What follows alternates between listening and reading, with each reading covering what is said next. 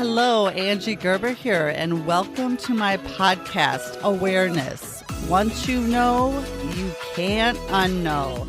A place you can come to start thinking and shifting your thoughts to finally create the results you truly, truly desire. It'll shift your mindset and give you strategies to get out there and get it done. Let's get started. Hello, and on today's episode, I'm going to talk about a new book I'm reading. It's written by one of my coaches and mentors that I have been following, and that's been helping me for probably about the last year and a half in my journey. And his name is Doug Dane, and he wrote a book called Mistaken Identity. And it releases in April. I believe April 4th is the release date. But I have been so honored and am grateful to be part of his book study that he's doing with a small group of individuals where we get to go through the book with him and the exercises and, just dive into it. So we met yesterday for the first time. So I wanted to talk today about the first chapter in his book, which is titled Stop Judging. It just spoke to me, and there's so much going on in the world and even individually, probably within each of our own lives, where we just sit in this judgment of others, of ourselves. And what hit me is that if you're not making your goals, or if you're not making those strides, or if you're stuck and you're not getting the results you want, a lot of the basis and if the underlying reason could be the judgment we have, what brings us to think the way we think and let the paradigms and habitual habits run the show. So I have his book here in front of me, and I wanted to just read through the first chapter, Stop Judging. And it says, judging a person does not define who they are. It defines who you are. It goes on to say, when you stop judging others, you'll stop judging yourself. When we are born, we are authentic and filled with love without judgment. But very early on, we learn to judge. It starts small and it grows. It grew in you and it grew in the ones around you who raised you and taught you. We watched our parents judge people. They criticized the neighbors. They criticized their friends, talked behind people's backs. They criticized each other. And when they raised us, they criticized us. They didn't mean to, but they did. They told us what was right and wrong and defined what was good and bad. If we got it right, we got praised, love, validation, and approval. But if we got it wrong, then we were judged, criticized, punished, yelled at, and in the author's case, hit, ignored. Self-doubt grew within us, and we began to judge ourselves. Then we started judging others. We punished ourselves when we didn't measure up, and we would look for validation from others to confirm we were doing things right. This created our fear of criticism, and we began to worry about what others thought about us. We don't like what we think about ourselves, and we're afraid of what others think of us. And most of us aren't even aware of it. This fear is further fueled by social media, politics, through fashion and style, through television, magazines. It's everywhere. We learned to cover up how we felt or what we thought because we didn't want to be judged. We learned to cover up who we really were, and we fell into line. Then we started to dislike ourselves, maybe even hate ourselves. And we didn't want anyone to know what we thought of ourselves. What would they think of us if they really knew what we were thinking and feeling? Judgment is a pandemic, and it's spreading. He goes on to say, as an adult and a parent, I see the cycle is continuing. Many adults are struggling with judgment and the fear of criticism, and they're raising children who are struggling. The parents are struggling to help their struggling children, and they don't know what to do. I really struggled and got stuck a lot. I judged myself. Who wouldn't? I can imagine how you must feel about yourself. You will see stories throughout the book that relate to this. Don't judge yourself if you do. Judgment and fear of criticism causes you to worry. When you worry, it creates anxiety, which leads to depression and maybe worse. Anxiety and depression seem to be the new norm. It seems no one knows what to do. Pills and counseling have become the go-to remedies, but they aren't the cure. Mental health awareness is a popular narrative these days, but it just brings attention to the problem, not the cure. We are treating symptoms, not the cause. Judgment is the cause. Letting go of your past and how you view it is the cure. Learning to like yourself, forgive yourself, and ridding yourself of worrying about what others think is the cure. If you realize why you were judged and you understand why you judge yourself, you can let it go and be free. As a parent, I realize it's not my job to pass along my rules, values, and beliefs that set me up to judge. I'm supposed to get rid of my judgment, so I don't pass it along to my daughter and others in my life. We all run the risk of judging our children and spreading the disease. I still judge other people sometimes, but the difference now is that I catch myself doing it. And when I do catch myself, I stop it. And I remind myself to look for the good in others. For me to see the good in someone else, I must see the good in me. I discovered a cure for self-judgment and fear of criticism. It's a 3-step process. The first step is to stop judging others. The second naturally follows. When you stop judging others, you stop judging yourself, or at least start judging yourself less. And you feel better about yourself. You become lighter. The third is you become immune to other people's judgment of you. When I became more immune to judgment, the dis-ease, which is the word disease hyphenated, the dis-ease began to ease. When I started treating people better, I started treating myself better. That made me feel free. It's that simple. Make these steps a habit, and when you do, you'll find that you judge yourself less. Be careful what you send out, because it will come back and hit you in the back of your head. It's called the boomerang effect.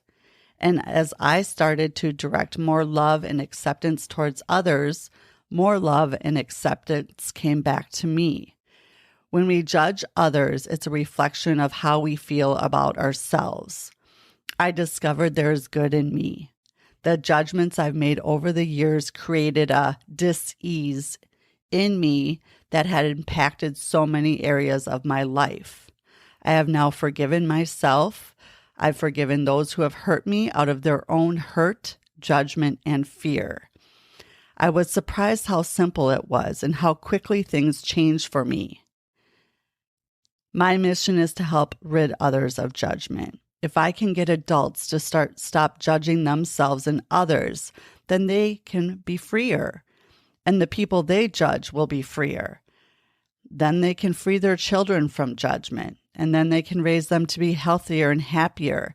Their children can grow up to be adults who are healthy and happy, and raise children who are also healthy and happy.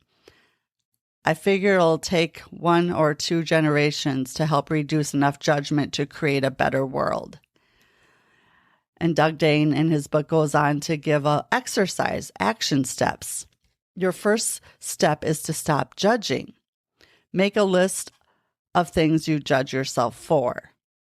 Pick one thing from your list and decide you're going to practice letting go of it each day. Make a list of the people in your life whom you judge. Pick one person to decide that you're no longer going to judge them. And practice, starting today. As you practice this first step, pay attention to what you say and think to yourself about others and correct yourself. Look for the good in people and treat others the way you want to be treated. That's the cardinal rule, right? Treat others the way you want to be treated. And it's so true. He continued the call with a study that he had done over, North America, Canada, Europe, and of the population he studied and had looked at. It's believed, and it's pretty much true, that 50% of the population had gone through a traumatic event, some sort of abuse, whether it be emotional, physical, mental, sexual, turn to drugs, alcohol, eating disorder, so many things. I mean, that's just the tip of the iceberg of the list. But 50% of people have gone through a traumatic event of some sort. How much judgment do you think people hold based on something that they went through and something that's still tied to them from their past that's weighing them down? We've talked about it before. I have in past episodes about the victim mentality and choosing to be a victim. And what else he brought up, which is another layer, is that by choosing to be a victim and holding on to that mentality, victims can turn into villains. And what you can do is let go of your story, let go of your traumatic event. Drop the victim mentality. Get rid of your mistaken identity and change your mind. I mean, if you read his book, which I encourage you to, again, Doug Dane, Mistaken Identity, if he can persevere and get through what he went through, and for years, decades, he held on to it. He had certain beliefs and judgments and mistaken identity and just imposter syndrome and all the things that so many of us have. He was able to make a decision and in that moment pivot and truly come from the grace of God, from the knowing that what happened to him was also a result of those people's judgments and those people's upbringings and paradigms and habitual habit.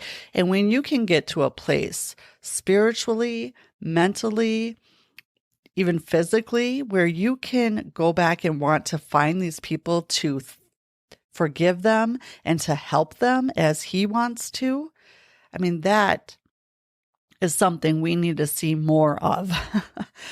It would shift everything because truly nothing is going to change what happened. Nothing is going to make it not happen. What can change is your perception of it and what you do with the event, with the trauma. And he said, pills, all the stuff that is just thrown at us to help us get through. It's a Band-Aid. And there's a way. I've found the way. I went through the process of really understanding this and being able to let go. And when you let go and you free yourself, you open up very quickly to level up. And Doug's point is, if I can take my years and decades of struggle and level up for other people, what shouldn't take long at all, we just make it hard. We make it difficult. It isn't. If you make the choice and you make the irrevocable decision that it's going to be different and you want to change, then it's as good as done. And now it's just going through the process. I got a message this morning from one of my clients, and I just had to share it because it fell perfectly into what so many of us, fight with every day. And that's when you have that low energy and when you have that day that makes you want to give up. What do you do? Do you just give up? Are you part of the 90 to 95% that do? Just revert back and say it's too hard. It'll never happen to me. Who am I to think? I don't have the money. I don't have the time. I don't know how to do this. This could never happen to me. I'm not that person.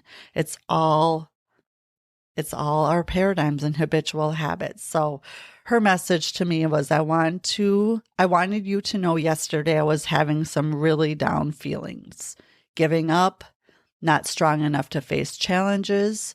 And because I learned from you, I was able to only sit in that mindset for a few hours. Dark days and sad feelings are leading me to my breakthrough. Thanks for sharing all you've learned. It brought me hope. And you know what? That message is something that the universe provided me as well, because I needed it. Because yesterday for me too, reading this book and starting down this journey of judgment and of forgiveness and of what's holding me back from my next level up, it's a lot. I mean, I've shared my story here a few episodes ago, and that's only one of my stories. I have others that are definitely weighing me down and that are part of why I could be stuck. And what I wrote back to her is, I really needed to hear that today. I've been having some mood altering thoughts and feelings as well. Yes, these days are here by design, and it's what's on the other side of them. That's where the beauty lies. Stay strong against the paradigms and habitual habits and say not today. Raise your vibration often to the frequency you desire, where your ultimate goals are. Think from that point and let go of the thoughts that don't serve you. It's a royal battle and so worth it in the end. On the other side. And remember, 90 to 95% of the population choose not to battle and give up. You are special, you are different, and you are part of the 5% that will conquer your paradigms. I'm so excited for you. The awareness is with you and in you, and you cannot unknow it now. So truly, I am here and I am doing this because I, much like Doug Dane, want to change people's awareness. Get this information out. If it's one person at a time, I want to reach millions. If you are part of the 90-95%, which most people are, and you are truly ready for that change, that understanding and awareness and perception shift that will show you the way. It's a process, it's a system, and it works. If I can do it, anyone can do it. I'm telling you, if I've come as far as I've come from where I've been, and I'm only scratching the surface, I promise you, you can do this as well. It's about understanding what's happening, when it's happening, and how to shift out of it. And that's the message I got this morning. And I've only been working with this client for a few months. And it's so rewarding because people can level up very quickly once you understand and you are aware. It all falls into place. So I'm so excited as well to offer and mention that the 6-month Thinking into Results program. I've been studying a few different consultants and how people are doing things a little bit differently. And I want to offer a monthly program that's, at a less of an expense and yet gets the impact that's the desired from so many of my clients. I want to make this accessible to more people. So if you are part of the 90 to 95% that are sick and tired of being sick and tired, you want a change that's going to stick and last. Again, once you know this and you're aware of this, you cannot become unaware. And I promise you, I come here today and I speak these words and I do what I do every day because I am a product of the product and I know it works, and it is now my passion and my mission. I would love to have a call with you because it can be different. You can move out of the 90 to 95% and into the 5%. And that number will shift to 85% and to 80 as I get this word out and as I get in front of more people. I want it to be the exact opposite. I want the awareness to be to everyone. So if you want to join me and you want to learn more, I am happy to jump on a call and talk a little bit more about your situation, your goals, your dreams, your desires, and how I fit into that situation and to help you level up. Thanks for spending some time with me today. And if you like what you heard, feel free to share, like, subscribe, follow, do whatever it is you do. I'd love to get this out to as many people as possible because it truly all does start with awareness. Once you know, you cannot unknow, and it changes everything. And of course, if I can help in any way, I'm here and happy to do so. Until next time, make it a good one.